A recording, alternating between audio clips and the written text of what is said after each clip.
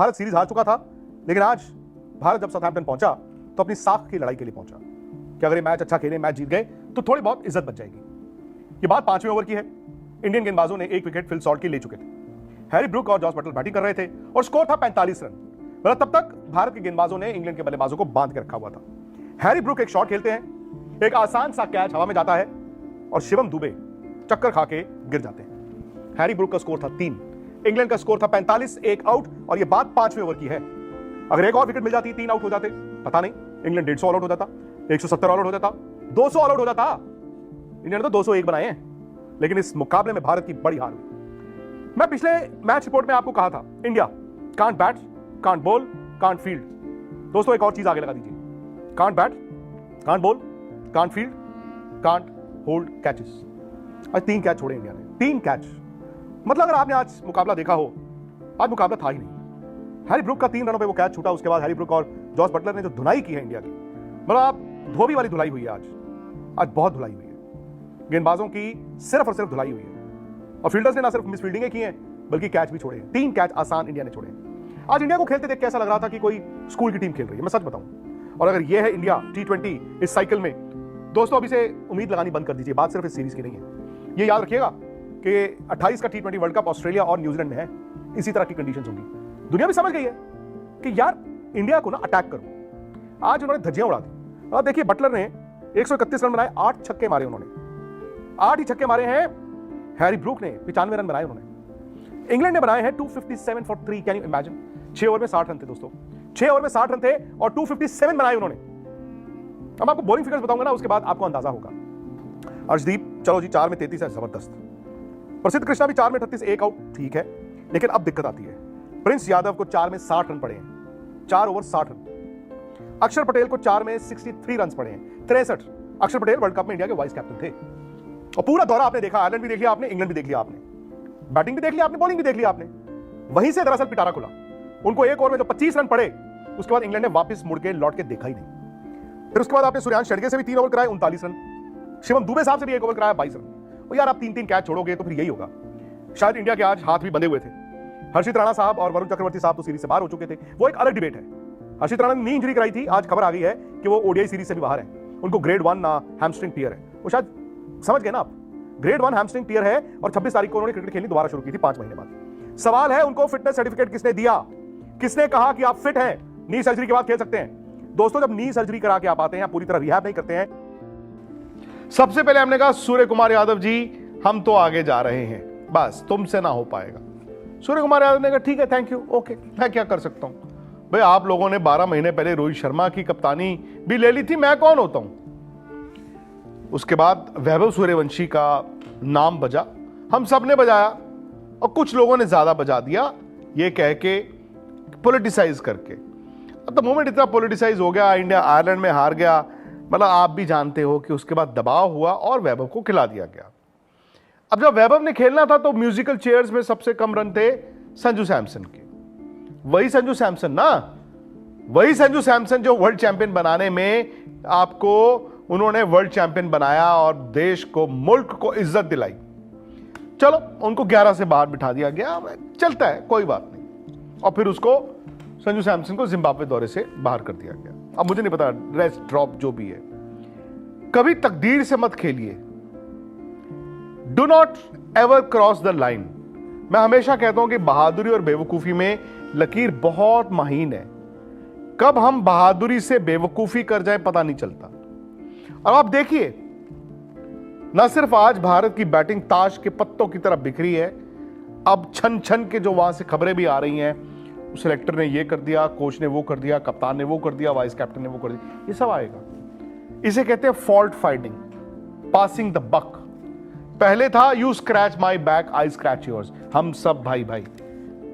अब हार, तेरी गलती, तेरी गलती, तेरी गलती, तेरी गलती, तेरी गलती। इंडिया अब नंबर 1 रैंक T20 टीम नहीं है एंड 4 साल बाद कभी ना कभी वो स्ट्रीक टूटनी थी, आई गेट दैट, बट इस तरीके से टूटनी थी कि इंग्लैंड जाकर, इंग्लैंड और आयरलैंड के tours 7 matches, not a single win. And I think Vaibhav Suryavanshi को ड्रॉप करना और संजू सैमसन को वापस टीम में लाना in this game was perhaps the final full stop on the statement that says that थोड़ी क्लूलेस हो गई है ये टीम, क्योंकि 3 मैचेस वैभव सूर्यवंशी जैसे यंग प्लेयर को देना इज अनफेयर ऑन हिम, और संजू सैमसन को पहला और आखिरी मैच खिलाना is unfair on Sanju Samson as well.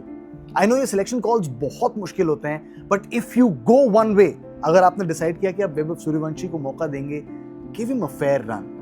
बहुत कॉन्फिडेंस लेकर आया होगा वो उस आईपीएल से, जिस तरीके की क्रिकेट उसने खेली थी। आई नो उसने कोई बड़े झंडे नहीं गाड़े इस सीरीज में, बट आपने उसको उतने मौके भी नहीं दिए। You did not back him. Same with Sanju Samson, पहला गेम खेले और आखिरी गेम खेले, not those 3 games in between. My only point is कि ये जितनी भी सिलेक्शन की बातें होती हैं बाहर, what does that do to the confidence of the players?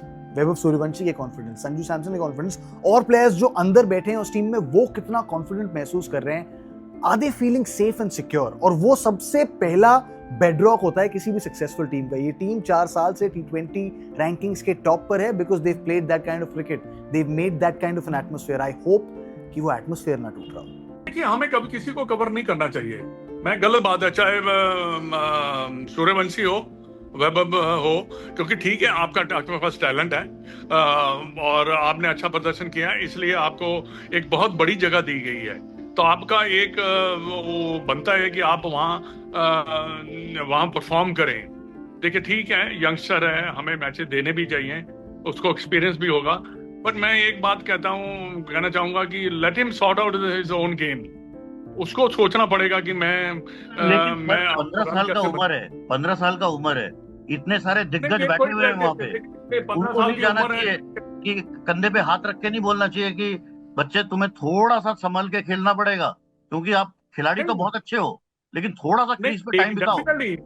देखिए डेफिनेटली बोल रहे होंगे, ऐसा नहीं है कि आप दैट लेवल के ऊपर जाकर आप हर बॉल को मार नहीं सकते।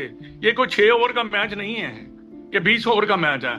जब तक मैं खेलूंगा तब तक ये मेरे दिमाग में कभी नहीं आएगा कि मुझे इस प्लेयर को ड्रॉप करना है जिसने मेरे लिए हमेशा काम किया है हर सिचुएशन। कैसे हो सकता है? बहुत डिफिकल्ट है सर, बट वो अब एक ट्रस्ट होता है ना प्लेयर में, तो मेरे दिमाग में ऐसा कभी नहीं आया आज तक कि किसी प्लेयर को ड्रॉप करना। एक बार चूज कर लिया टीम तो है, वो चूज कर लिया, भरोसा दिखा दिया है तो भरोसा दिखा दिया। अब ये सुपर टीम बना दी है, अगर वो सुपर टीम है मैंने सोच लिया है, तो फिर वो प्लेयर भी सुपर ही है सारे। And the way he did in the world cup, I think it was a big boost for me. भैया हारना भी एक कला होती है, लेकिन ऐसा लग रहा है कि गौतम गंभीर की इंडिया ने पीएचडी कर ली है। हाँ, मतलब जो आता है वो टीप मार के चला जा रहा है, और इसीलिए हमको बार बार बुराई आती है कि हार होती है, लेकिन हार के बाद धुनाई होती है, फिर लड़ाई होती है, फिर पिटाई होती है, रगड़ाई होती है, फिर बेइज्जती होती है, फिर गजब बेइज्जती होती है, फिर इंटरनेशनल बेइज्जती, हिस्टोरिकल बेइज्जती होती है, और फिर व्हाइट वॉश वाली। और व्हाइट वॉश वाली बेइज्जती में गंभीर साहब जो है वो पीएचडी होल्डर हो गए। हाँ, मतलब कुछ महीने पहले जो फैंस और जो टीम अपने आप को वर्ल्ड चैंपियन कह रही थी, आज आयरलैंड से नजर मिलाने में शर्म आ रही है। इंग्लैंड वाले कह रहे हैं कि हम पूरा लगान फिर से वसूलेगा, फुल लगान, और जिम्बाब्वे वाला कह रहा है इन 2 से ठोके गए हो तो हमारे यहाँ भी चले आना, हम भी हिस्ट्री बना देंगे। वैसे भी हर मैच में तुम लोग बेइज्जती का रिकॉर्ड बनवा रहे हो, और बनी रहा है भैया, चाहे टेस्ट मैच हो, चाहे वनडे या T20। गौतम गंभीर के आने से हिस्ट्री पर हिस्ट्री बनी है, लेकिन ये हिस्ट्री 3 इडियट वाली, जहां ऊपर से नहीं नीचे देखना पड़ता है कि अच्छा इस हार के बाद कौन सा रिकॉर्ड टूटा। और ये हो भी क्यों ना, अगर आप अपने सारे खिलाड़ियों के कॉन्फिडेंस की मदर सिस्टर कर देंगे, अगर आप हर मैच में टीम शफल कर देंगे, हर खिलाड़ी को इनसिक्योर कर देंगे, तो यही होगा जो टीम इंडिया के साथ हो रहा है। और फिर सूर्य कुमार यादव वहां बैठ के स्टोरी लगाएंगे, कैप्टन नहीं लीडर था मैं। भाई उनको मौका आप दे रहे हो। सूर्य कुमार यादव को हटाने के लिए भारतीय क्रिकेट फैन ने जोर लगाया था, क्योंकि उनके बल्ले से 2 साल से रन नहीं आ रहा था। लेकिन आज इस टीम इंडिया को देख को लग रहा है कि अरे भैया देवता थे, वो देवता थे जिनको आप दानव समझ रहे थे, और एक्चुअली इंडिया उनको मिस करने लगी, उनकी कप्तानी को। हालांकि सूर्या भाई को वहां बैठ के ये हल्की हरकत करने की जगह पर डोमेस्टिक में अपना जोर लगाना चाहिए, और अगर वाकई में टीम इंडिया में वो देख रहे हैं तो उनका पोटेंशियल हम सबको मालूम है, उनको वहां रन बना के टीम इंडिया का दरवाजा खटकाना चाहिए। लेकिन सूर्या की कहानी अलग है। फिलहाल कहानी इंडिया इंग्लैंड की है। 5वें मैच में भी इंडिया की बेइज्जती हो गई है, और आयरलैंड के पीटने के बाद इंग्लैंड ने हम पर झाड़ू लगा दिया है। 56 रन से हमारे मैच की हार हुई है। 257 बनने पर ही पता था कि ये पाटा पिच पर इंडिया नहीं जीत पाएगी, बिकॉज 250 प्लस बनाना बहुत मुश्किल होता है। और अभिषेक शर्मा के आउट होने के बाद वो कहानी और क्लियर हुई थी। इंडिया ने जोर लगाया, 201 तक पहुंचे, लेकिन वो काफी नहीं था, और इसी वजह से back to back clean sweep हुई है। बहुत बड़ी बेइज्जती हुई है, मतलब इंडियन टीम की बेइज्जती हुई है, बीसीसीआई की बेइज्जती हुई है, प्लेयर्स की बेइज्जती हुई है, कैप्टन की बेइज्जती हुई है। कैप्टन की बहन हालांकि सोच रही है कि नहीं बेइज्जती हुई, कैप्टन की बहन जो है उन पर काफी खुराफात के आरोप लग रहे हैं, क्योंकि एक और मुकाबला हार गए सर। श्रृंखला तो पहले ही हार गए थे, अब तो 4-0 से हारे हैं। जो आखिरी मुकाबला हम T20 अंतर्राष्ट्रीय जीते थे, that was the world cup final. उसके बाद से अब तक, फिर चाहे आयरलैंड हो या यूके हो, हम यहाँ पर एक भी मुकाबला जीते नहीं है, and we are no longer the number 1 team in the world यार। अब हम वहाँ पे भी खिसका दिए गए, हम नंबर 2 पे पहुंच गए हैं। और जो चीज़ ट्रांजिशन की बात होती है, पर आज उसकी बात नहीं करूँगा।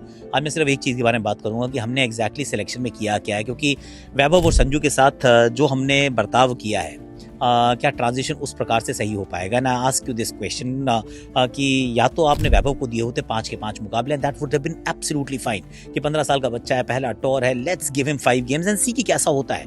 पर हमने उनको क्या किया, दूसरा, तीसरा, चौथा मैच खिलाया। संजू को हमने पहला मैच खिलाया, फिर संजू को हम आखिरी मैच में लेकर आए और संजू को हम लेकर नहीं जा रहे हैं जिम्बाब्वे। और जब हम वैभव को लेकर तो जा रहे हैं, पर जब हम उनको खिलाएंगे, अगर हम उनको खिलाएंगे, हो सकता है प्रभ को खिला लें यार, हाँ, प्रभ सिमरन सिंह भी उस टीम का हिस्सा है, पर जब हम वैभव को खिलाएंगे तो वो ऑलरेडी एहसास करेंगे कि यार मैं टीम इंडिया के लिए खेला और मैं ड्रॉप हो गया था यार, मेरे रन नहीं बने थे पहले 3 मैच में, तो मुझे ड्रॉप कर दिया गया था। अब मैं जब कर रहा हूँ तो मैं वापसी कर रहा हूँ। For a 15-year-old kid, after just 3 games, do you actually want to go down the road जहां पे आप ये बात करें कि मैं वापसी कर रहा हूं भारतीय टीम में? और ये होने वाला है अब जिम्बाब्वे में जब वैभव सूर्यवंशी खेलते हुए नजर आएंगे। और संजू सैमसन के बारे में भी जरा सोचते हैं कि 3 लगातार मुकाबलों में 50+ scores, quarter final, semifinal, final, man of the tournament, world cup जिताना, उसके बाद सिर्फ 3 पारियां खराब हुई हैं, 2 आयरलैंड में और 1 इंग्लैंड में, जो मैच भी एक्चुअली अबैंडन हो गया। उसके बाद 3 पारियां बाहर वो बैठे थे। जब अब यहाँ पे मैच खेल रहे थे तो फिर अपने आप को रेलेवेंट रखने के लिए खेल रहे थे यार। इमेजिन आपने वर्ल्ड कप जिताया है, आप मैन ऑफ द टूर्नामेंट है, और विद इन 3 गेम्स, चौथी बार जब भारत के लिए खेलते हैं, आप डोमिनेट नहीं, आप डिक्टेट नहीं, आप एक्चुअली रेलेवेंट रहने के लिए खेल रहे हैं। We have neither helped Sanju nor Vaibhav Suryavanshi. या that's the sad reality. What do you guys think?